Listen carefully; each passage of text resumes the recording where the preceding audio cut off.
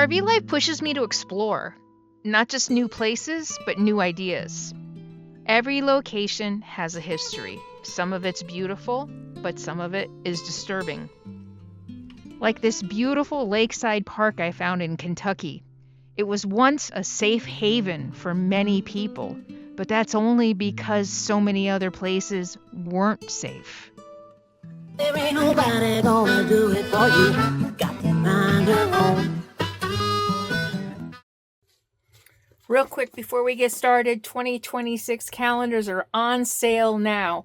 Pre-order ends in 2 days, so on December 8th, the price goes up $4. Get yours now by clicking the QR code right here for $17.99 for domestic, $21.99 for international. That includes shipping, and if you're a patron, check Patreon for an additional $2 discount. Click right here, get it now. They start shipping December 17th.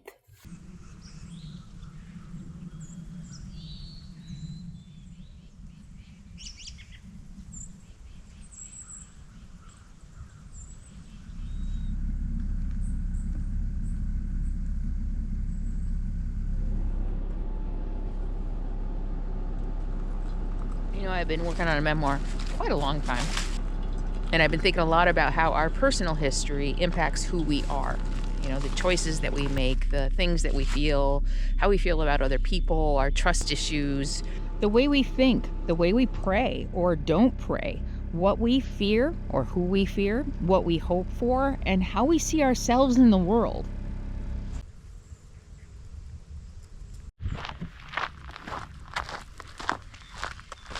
And so it's interesting coming back and spending time with my mom after taking a couple of years for myself to kind of figure some things out, and then coming back with, more therapy, more healing, and seeing things in a completely new perspective, and really getting a really much deeper understanding of who I am and the things that I have been through, the things that I did, how I thought, how I felt, how I approached relationships. It really kind of a rich, deep understanding of myself through my mom and her experiences. So I'm curious, how much of who you are is influenced by your parents? Let me know in the comments below. I'm really curious.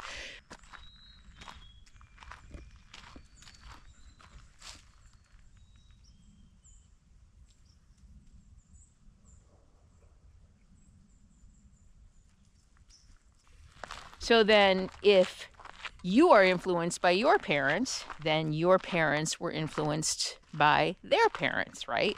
And then their parents were influenced by their parents. So really, who we are is influenced so much by our ancestors and their experiences navigating the world, navigating their daily existence, navigating their relationships, right? Does that resonate with you? That you are a product of not only your parents, but your ancestors and their experiences? I think so. I think about all the women in my lineage and all that they had to put up with, with a lot of alcoholism, a lot of abuse in my lineage, in my ancestry, and it certainly impacted my grandmother, my mother, and me. So history matters, right? I think it's safe to say that history matters because it shapes who we are as people, right? Do you think so? Let me know. Again, let me know in the comments below if you think that.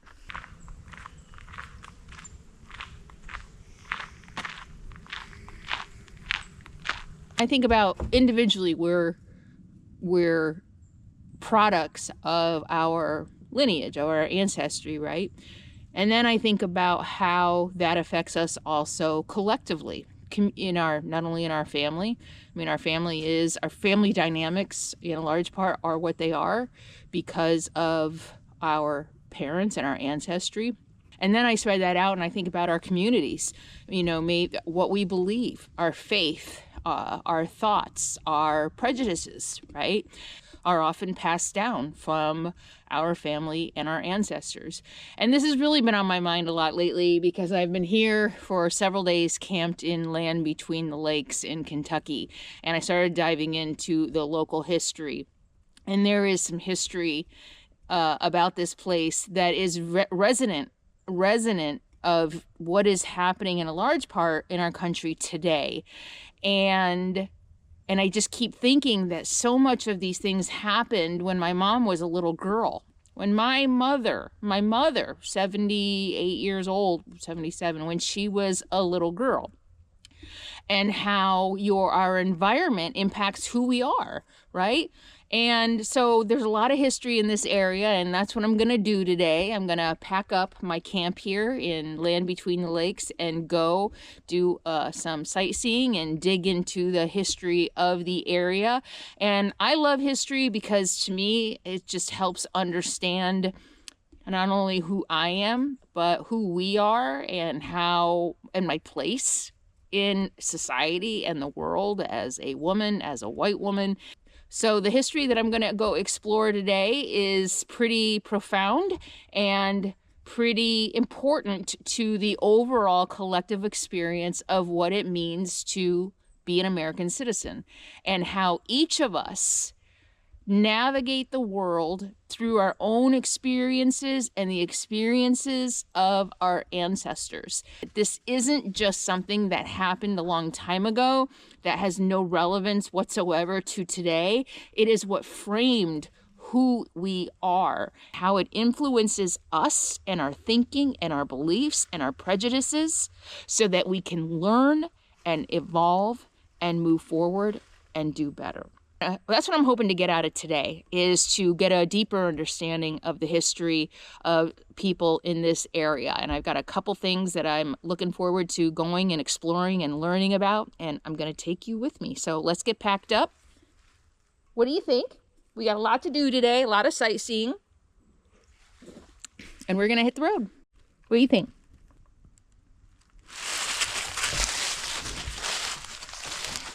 She knows what hit the road means, don't you?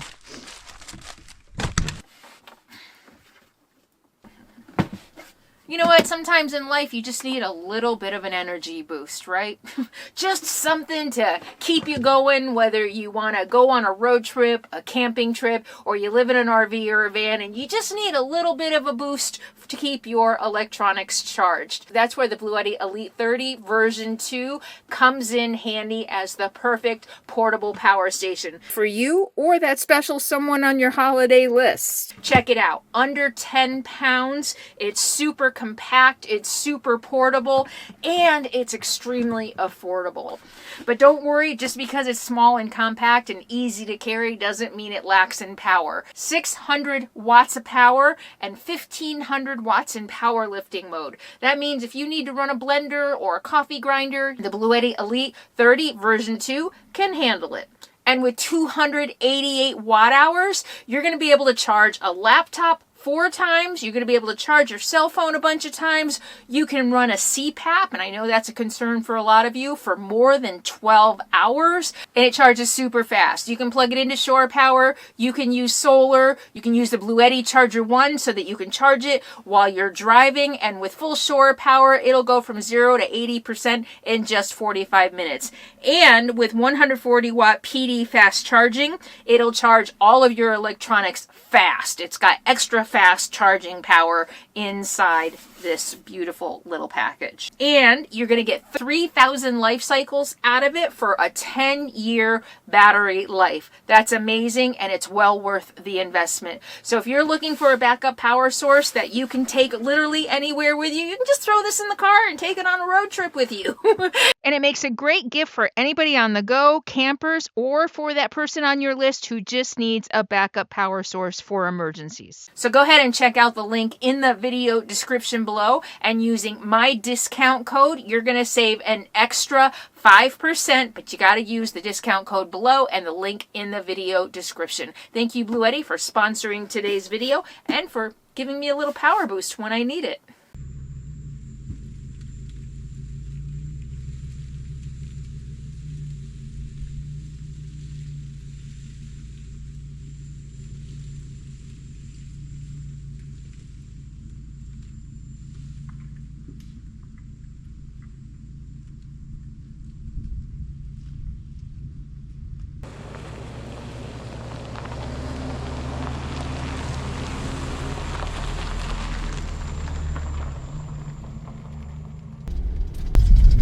I realize I take freedom for granted. My freedom to travel anywhere in the country. I mean, sure, as a solo woman, there are precautions I have to take. I have to, kind of think about things, be aware of my surroundings. But for the most part, I'm safe traveling anywhere in the country. But safety isn't guaranteed for everybody, especially now. I have friends whose skin is a darker pigment than mine who are afraid to leave the house without their papers. American citizens are scared to leave the house without, even with papers, it's not a guarantee they're not going to get swooped up. So freedom, it's interesting. I am reading Black AF History. I want to thank somebody in the comments for recommending it. Oh my goodness, it is eye-opening. If you want he calls it an unwhitewashed version of history.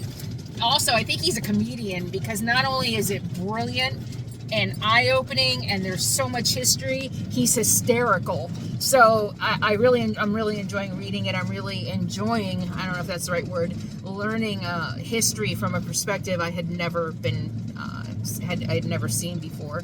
So yeah, I take my freedom for granted. I've said that before, that I have certain privileges that other people don't have, and I think especially now that is true. I don't have to worry that somebody's going to think I'm an illegal immigrant. That's not an issue for me because I have the color skin that excludes me from that suspicion. So freedom is definitely something I think about a lot in my life, and how do I get freedom? And again, you got to read Black AF History about what's the oh my goodness, there's a word. Anyway, you got to read this book. And what I'm going to be traveling through today is the history of Black Americans in many parts of the country, many parts of the South, who couldn't just travel these roads freely. One wrong turn, getting caught somewhere after dark, could mean harassment, could mean arrest, could mean assault, or even worse. And those are the things that I'm going to be exploring today in my travels. It's about freedom, about what freedom has really meant in America to different people, how the not so distant history is relevant today. Because again, if we don't learn from our past, we will keep making the same mistakes. And like I said earlier, it wasn't until I completely understood my own history, all of it, and the veils of denial got ripped away, and I was able to see my mother and my whole family and myself more clearly, that I was able to stop my own self-destructive behavior and patterns. But that couldn't happen until I was 100% honest about all of it. Well, life has nearly killed me, and my mind has put me on the edge.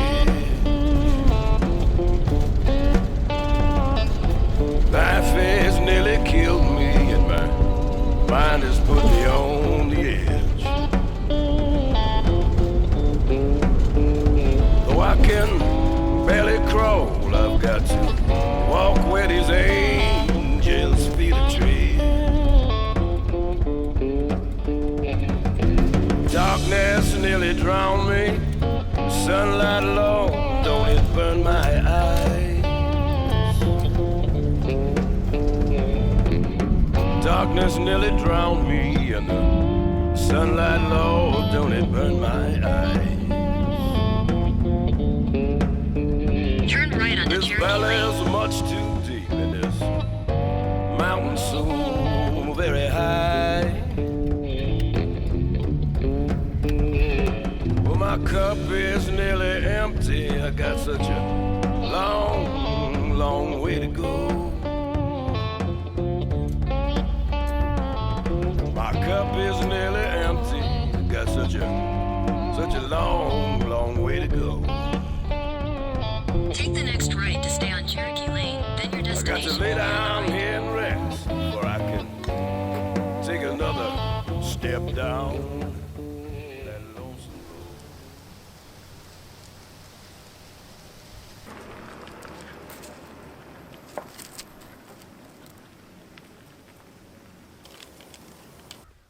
What a view. I'm standing on the shores of Kentucky Lake in what used to be Cherokee State Park. It's now part of Ken Lake State Park. Cherokee State Park was started in the late 1940s and opened in 1951 for the sole purpose of having a place for black people to go.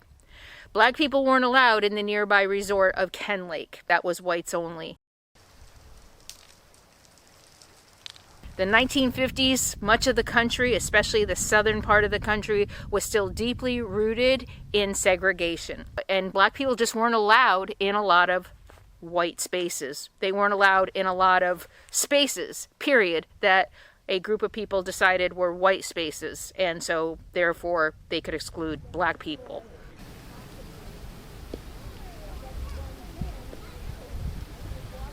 The Tennessee Valley Authority, which was a federally funded authority to build dams and things like that for electricity, which started under Roosevelt and the New Deal, built this place for black people only. But they didn't build it out of the kindness of their hearts because they wanted to give black people a wonderful place to recreate. No, they built it so that they wouldn't have lawsuits and challenges to the separate but equal doctrine. See, if the state or the federal government funded parks that only allowed white people, then that's not very equal, is it? So in order to prevent any lawsuits and any red tape and Supreme Court cases and things like that, they decided to build Kentucky State Park to give black people a place to go. It was the only state park in the state of Kentucky where black people were allowed to go.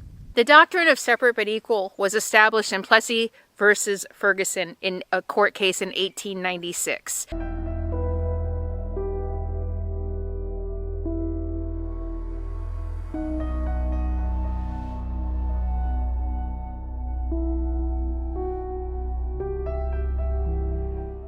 This doctrine stated that black people were equal, but they still had to remain separate. How equal are you if you are kept separate, right?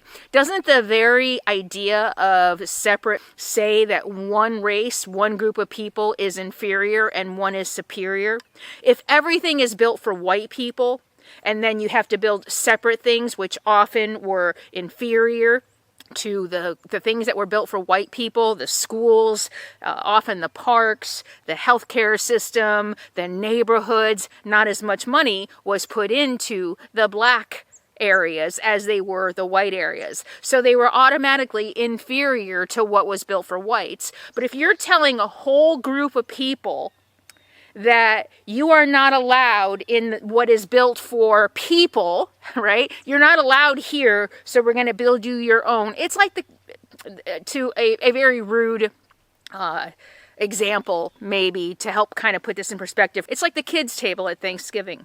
Imagine if you as an adult were relegated every Thanksgiving to the kids' table. It's equal. It has all the same food. It has a table. It has chairs.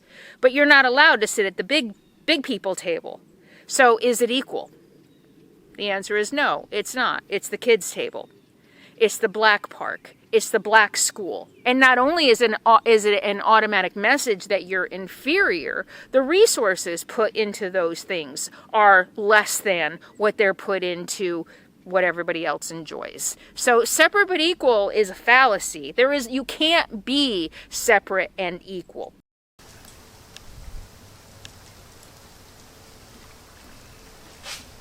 Plessy versus Ferguson was essentially overturned by the Supreme Court's decision in Brown v. Board of Education in 1954.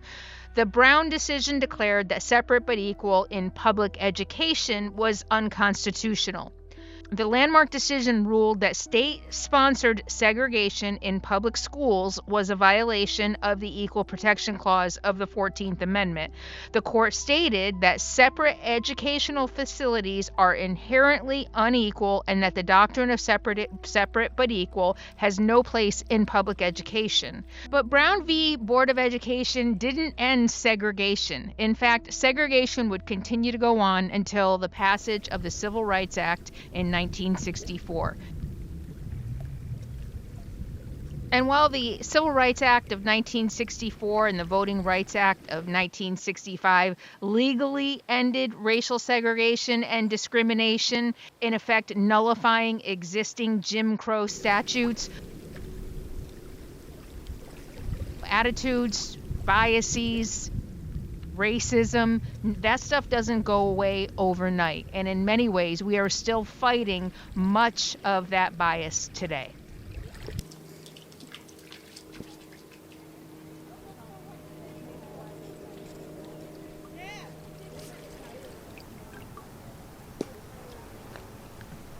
Remember, these are the experiences and the biases of our parents and our grandparents, and how much of that is still within us.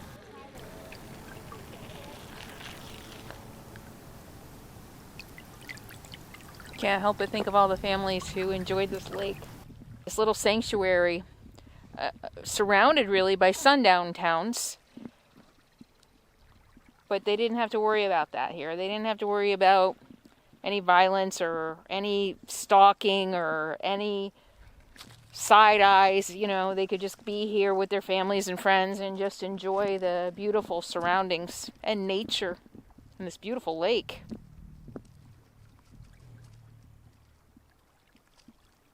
Can't imagine what it must be like to feel that.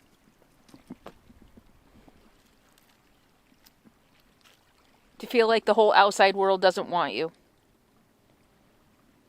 That despite being here for generations, that for some reason you don't belong here, that none of this is yours. Even though your ancestors built it. Yeah. She wants me to throw... You want a stick? You want to go in the water? I bet it's too cold.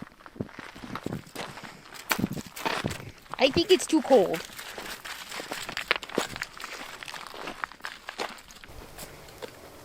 Come on, Sadie girl. Let's go see if we can peek inside the lodge.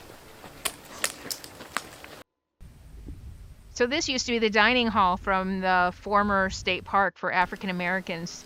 And now it's being restored for an event and meeting facility. I guess there are weddings here. The lodge has been renamed the Richard H. Lewis Lodge after a prominent chemist and authority in the asphalt industry who spent 46 years at the U.S. Bureau of Public Roads. Interesting choice. I was only able to find one picture of him, and here it is. There are some great old pictures of what this looked like when it was Cherokee State Park, with families enjoying this beautiful view and the deck of the dining hall. It is on Friends of Cherokee Lake website. I'll put a link below. I didn't want to use their pictures without their permission.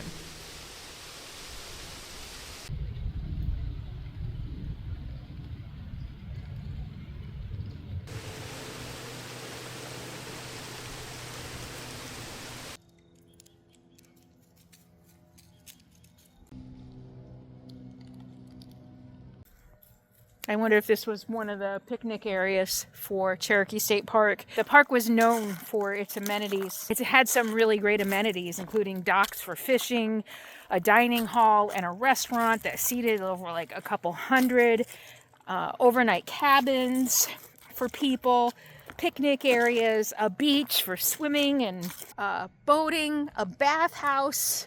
So it was a pretty state-of-the-art. I guess it was pretty nice, even though it was separate from what the white people enjoyed. I guess it was pretty nice, and people really enjoyed coming here.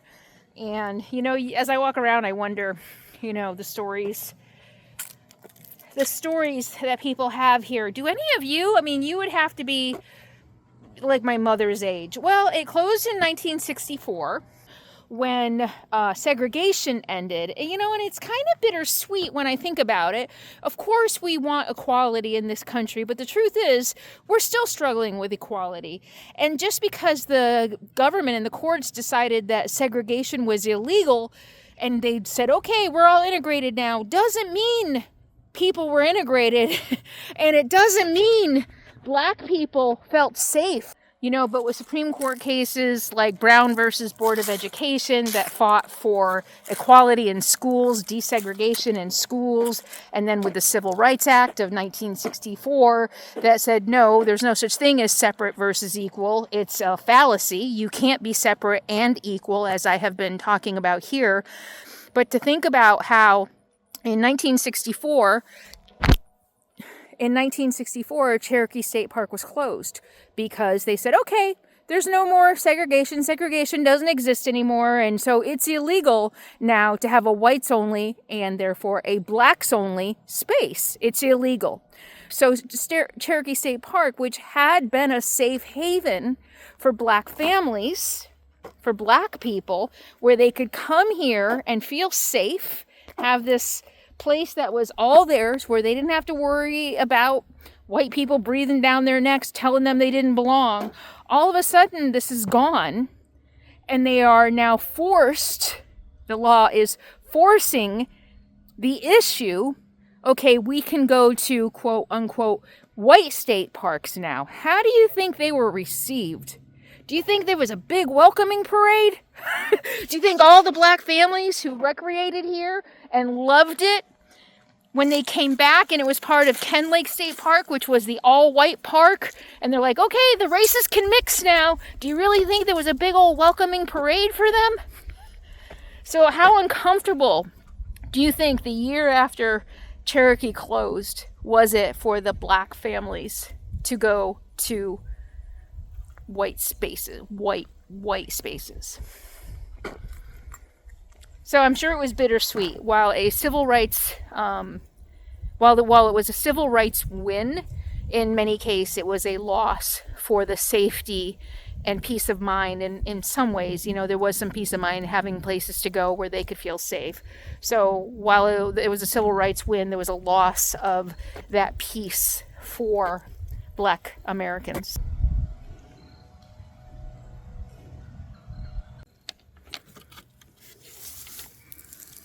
Oh, I wonder if this was a bathroom. Oh, I bet it was.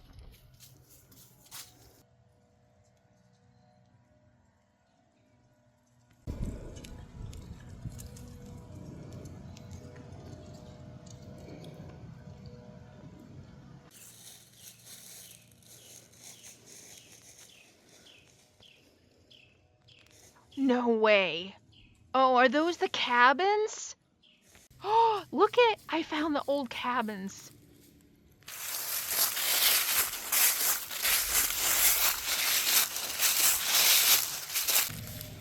I don't know exactly how many cabins there were when this was Cherokee State Park, but look at, there's a couple here that still stand that give us an idea of what life was like in what was celebrated as the finest colored vacation site in the South.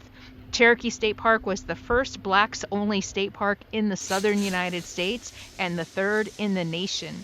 With more than 300 acres and all the amenities I mentioned below, it was a destination for black Americans from many of the southern states. Now part of the Ken Lake State Resort Park, it was listed in the National Register of Historic Places in 2009.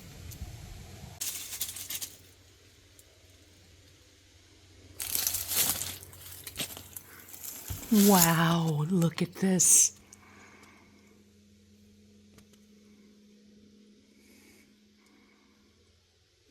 Oh my gosh, think of all the families that felt safe in here, enjoying their vacation, able to shut out the rest of the world.